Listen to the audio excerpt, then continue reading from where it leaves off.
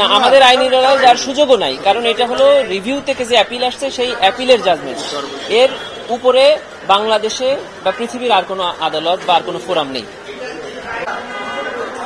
আমরা মনে করি যে আজকের এই রায়ে বর্তমান ট্রাইব্যুনালের ব্যবস্থা এবং ভবিষ্যতে যে বিচার ব্যবস্থা হবে এটিকে আরো অনেক ইন্টারন্যাশনাল স্ট্যান্ডার্ডে উন্নীত করলো, এবং জাতি সারা পৃথিবী এখন ট্রাইব্যুনালে এই রায়ের আলোকে যে বিচারগুলো দেখবে সে ব্যাপারে আর প্রশ্ন ওঠার কোনো সুযোগই থাকলো না।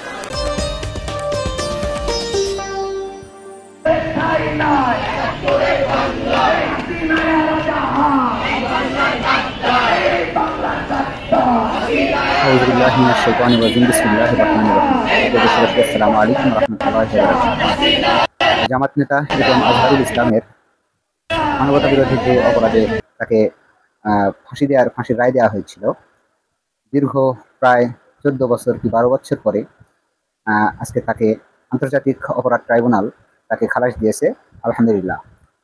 তো আজকের যে রায়টা দিয়েছে, এই রায়ের প্রতিক্রিয়ায় সরকারি যে আমরা জামাতের কোনো আইনজীবীর বিবৃতি আমি আমার ভিডিওতে নিইনি, এবং জামাতের আমিরও একটা বিবৃতি দিয়েছে বা সাংবাদিক সম্মেলন করেছে, সেটাও কিন্তু আমি আমার ভিডিওতে নেইনি। আমি নিয়েছি সরকারি যে প্রসিকিউশন আছে সেই প্রসিকিউশনের বক্তব্য, এবং এই রায়ের প্রক্রিয়ায় যে বিরোধিতা করেছে তার একটা ভিডিও চিত্র আমি আপনাদের সামনে দেখালাম। এখন আমি এই সম্বন্ধে কয়েকটা কথা আপনাদের সাথে আলোচনা করব। সর্বপ্রথম হলো যে কোনো নিরপরাধ ব্যক্তি যদি কোনো দোষ ত্রুটি না থাকার কারণে শুধুমাত্র আইনের মায়ের কাছে যদি তার সাজা হয়ে যায়, তাহলে সেই লোকে বিনা অপরাধে যদি সাজা হয়ে যায়, তাহলে সেই সাজা কিন্তু শুধু সেই ব্যক্তির হয় না, সারা পৃথিবীব্যাপী মানবতার প্রতি একটা অবিচার হয়ে যায়। যেমন আল্লাহ রাব্বুল আলামিন কোরআনে বলেন যে অন্যায়ভাবে যে ব্যক্তি একজনকে হত্যা করলো, একটা মানুষকে হত্যা করলো, সে যেন সারা পৃথিবীর মানুষকে হত্যা করলো। এই যে আল্লাহ সুবহানাহু ওয়া তাআলার যে আদেশ, সেই আদেশের আজকে একটা প্রতিফলন দেখলাম। সেটা হলো বিগত দিনে জামাত নেতা সহ জামাতের শীর্ষ নেতা এবং বিএনপিরও শীর্ষ নেতা, মানে বিগত আওয়ামী লীগ বিরোধী যেসব বাঘা বাঘা নেতাগুলো ছিল, সেটা জামাত করুক বা বিএনপি করুক, তাদেরকে বয়সের একটা পেছে ফেলে তাদের কণ্ঠকে স্তব্ধ করে হাসিনা দীর্ঘদিন শাসন করার, দেশকে শোষণ করার একটা পায়তারা করেছিল, এবং যাদের নামে মাত্র সাক্ষী বা কোনো ক্ষেত্রে সাক্ষী নেই। এবং এই যে এটিএম আজহারুল ইসলাম একে যখন গ্রেপ্তার করা হয়, তখন কিন্তু আমি নিয়মিত পত্রিকা পড়তাম।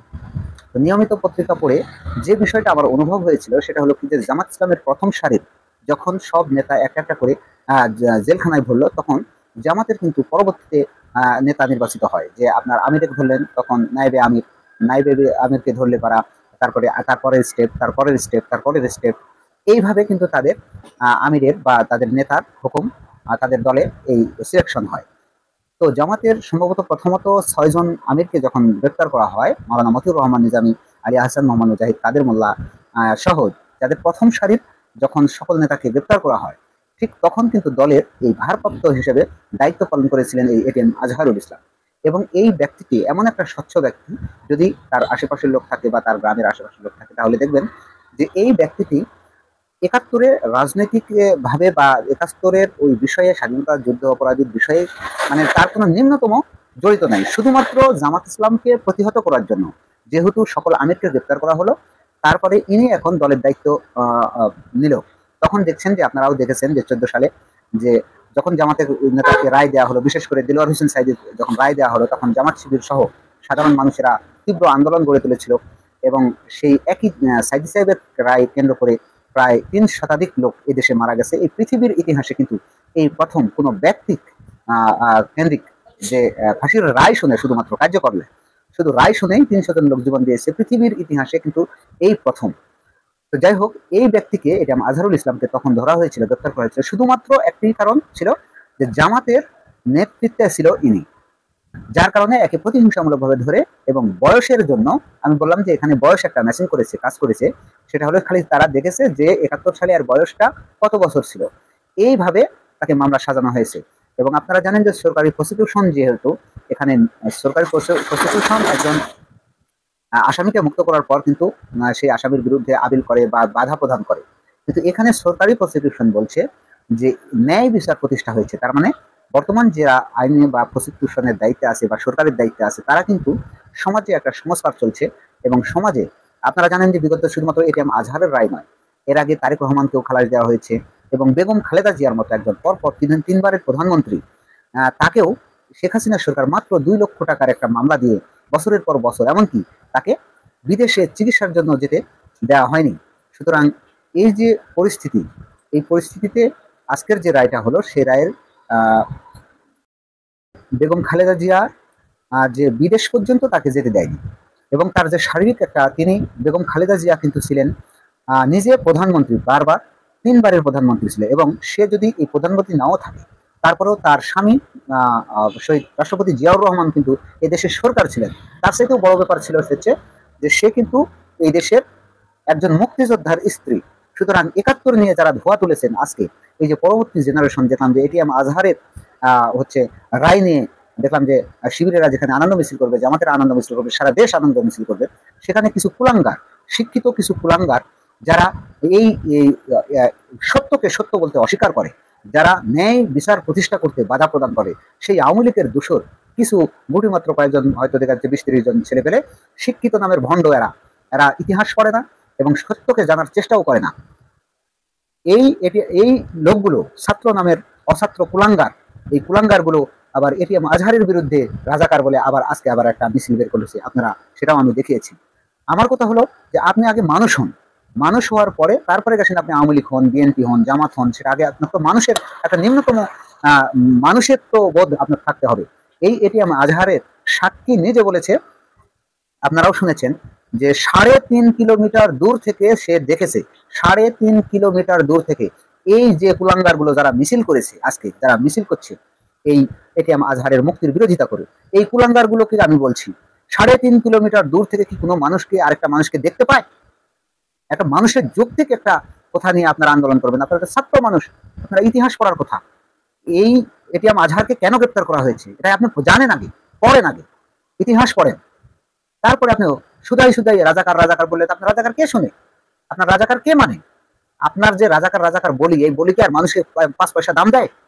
হ্যাঁ, মুক্তিযোদ্ধার আপনারা যখন শহীদ রাষ্ট্রপতি জিয়াউর রহমান একজন মুক্তিযোদ্ধা ছিলেন, রণাঙ্গনের মুক্তিযোদ্ধা, তার স্ত্রীকে যখন 2 লক্ষ টাকার মামলা দিয়ে, একটা ফলস মামলা দিয়ে যখন তাকে চিকিৎসা আটকে দেওয়া হয়েছিল, তখন করে আজকের যে 71-এর প্রজন্ম আজকে যারা মিছিল বের করলেন, তারা ঢাকা শহরে মিছিল বের করেছিলেন না কেন? কেন তাকে খালেদা জিয়াকে যখন বারুদ কাঠ দিয়ে আটকে রাখা হয়েছিল, খালেদা জিয়াকে যখন এক কাপড়ে বাড়ি থেকে বের করে দেওয়া হয়েছিল, তিনিও তো মুক্তিযোদ্ধা ছিলেন, তিনিও তো বীরাঙ্গনা ছিলেন, তো তখন আপনারা কেন মিছিল করেননি ঢাকা শহরে? এই কুলাঙ্গারদেরকে আমি বলছি, বাম রাম এই কুলাঙ্গারগুলোকে, যে আপনি কেন সেই দিন যখন ঢাকা শহরে যখন বালুর টাক দিয়ে আটকে রাখা হয়েছিল একজন মুক্তিযোদ্ধার স্ত্রী বেগম খালেদা জিয়াকে, এবং যখন তাকে এক কাপড়ে নামা দেওয়া হয়েছিল তার নিজস্ব বাড়ি থেকে, তখন এই কুলাঙ্গারগুলো 71-এর ধোয়া তুলেননি কেন? যে 71-এ একটা মুক্তিযোদ্ধার বইয়ের সাথে, মুক্তিযোদ্ধার স্ত্রীর সাথে তাকে কেন এই ব্যবহারটা করা হয়েছিল? এই প্রশ্নটা আপনাদের বিবেকে নাড়ে না? আপনারা বোধহয় একজন ভালো মানুষ, একজন সৎ মানুষ, একজন নিরীহ জীবনযাপন করা একটা সাধারণ মানুষ, তিনি কোনোদিন এমপি হননি, তিনি কোনোদিন মন্ত্রী হননি, তিনি কোনোদিন সরকার হননি, একটা সাধারণ মানুষ, দলের একটা দল করেন, একটা সমর্থন করেন, যার কারণে তিনি এই জামাত ইসলামের একটা পদে আছেন। জামাতের প্রথম সারির নেতাগুলোকে যখন ফাঁসি দেওয়া হয়, রায় দেওয়া হয়, তখন দলের একটা কাণ্ডারি হিসেবে শুধুমাত্র তিনি তো গোপনেই থাকতেন, পলিয়ে থাকতেন, পালা বেড়াতেন, শুধুমাত্র বিবৃতিতে তিনি ভারপ্রাপ্ত আমির হিসেবে ছিলেন, যার কারণে এই এটিএম আজহারকে দীর্ঘদিন আজকে 12 থেকে 14টি বছর ধরে এই কারাগারে ভোগ করতে হলো। আল্লাহর কাছে বিচার দিতে হবে। আপনারা আজকে যারা এই মুক্তির প্রতিবাদ করছেন, আল্লাহর কাছে বিচার দিতে হবে। এবং এই মুক্তির জন্য আমি বিগত জুলাই অভ্যুত্থানের যতগুলো শহীদ আছে, যতগুলো ভাইয়েরা আছে, মারা আছেন, বোনেরা আছেন, যারা এই হাসিনার বিরোধিতা করেছেন এবং হাসিনাকে পতন করতে এই একজন নিরপরাধ ব্যক্তিকে মুক্তির জন্য তারাও কিন্তু আল্লাহর কাছে সওয়াব পাবেন।